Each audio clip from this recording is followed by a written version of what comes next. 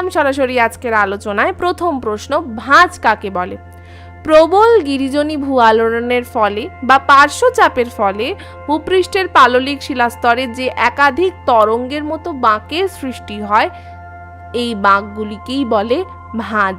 গিরিজনী আলোড়ন পৃথিবী পৃষ্ঠের সঙ্গে কিন্তু আড়াআড়িভাবে কাজ করে, এটা মনে রেখো।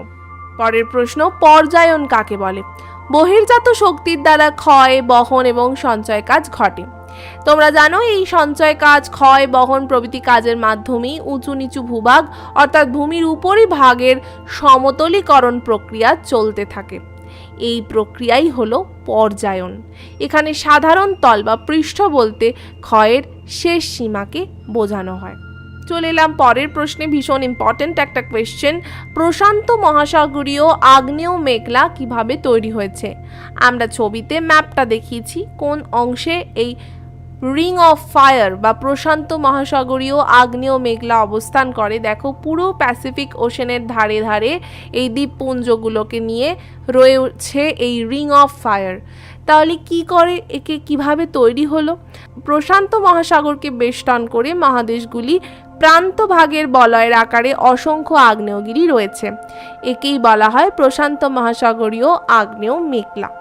এই আগ্নেয় বলয়টি প্রশান্ত মহাসাগরীয় পাত, পশ্চিম দিকে ইউরেশীয় পাত ও পূর্ব দিকে আমেরিকান পাতের সীমানা বরাবর অবস্থিত।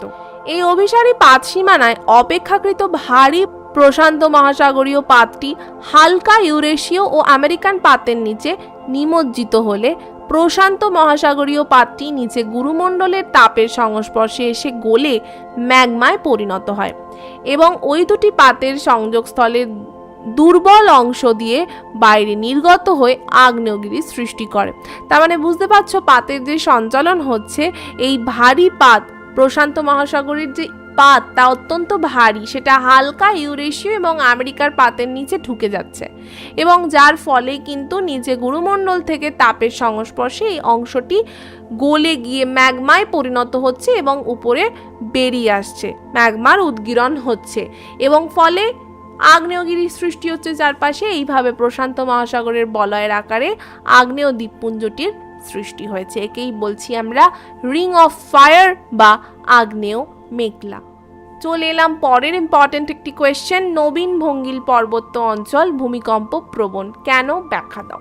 ছবিতে আমরা কার ছবি দেখিয়েছি? হিমালয়ের। এবং হিমালয় নবীন ভঙ্গিল পর্বত এবং একই সাথে ভীষণ রকমের ভূমিকম্প প্রবণ কেন? পৃথিবীর অধিকাংশ ভঙ্গিল পর্বত অভিসারী পাত সীমানায় মহাদেশীয় পাতের সংঘর্ষে সৃষ্টি হয়েছে। প্রায় ধরো 4 থেকে 7 কোটি বছর আগে, মানে মাত্র 4 থেকে 7 কোটি বছর আগে টারশিয়ারি যুগের শেষ দিকে যে ভঙ্গিল পর্বতগুলি সৃষ্টি হয়েছিল, ভূতাত্ত্বিক সময়ের বিচরে সেগুলো কিন্তু অত্যন্ত নবীন। এই জন্যই আমি মাত্র মজা করে বললাম, মানে আমাদের হয়তো শুনে মনে হচ্ছে 4 কোটি 7 কোটি কি বলছি আমরা, সেখানে এটাকে আমরা নবীন হিসাবেই স্থির করছি, অর্থাৎ প্রবীণ হতে গেলে আরও প্রাচীন হতে হয়। এই নবীন ভঙ্গিল পর্বতগুলির গঠন কাজ কিন্তু এখনও চলছে। সামান্য থেকে সামান্যতম হলেও কিন্তু হিমালয়ের উচ্চতা বাড়ছে। সক্রিয় পাত সীমানায় অবস্থিত হওয়ায় নবীন ভঙ্গিল পার্বত্য অঞ্চলে বারবার ভূমিকম্প হয়। হিমালয়, আল্পস, রকি প্রভৃতি নবীন ভঙ্গিল পর্বতের তাই এগুলো একটা উদাহরণ।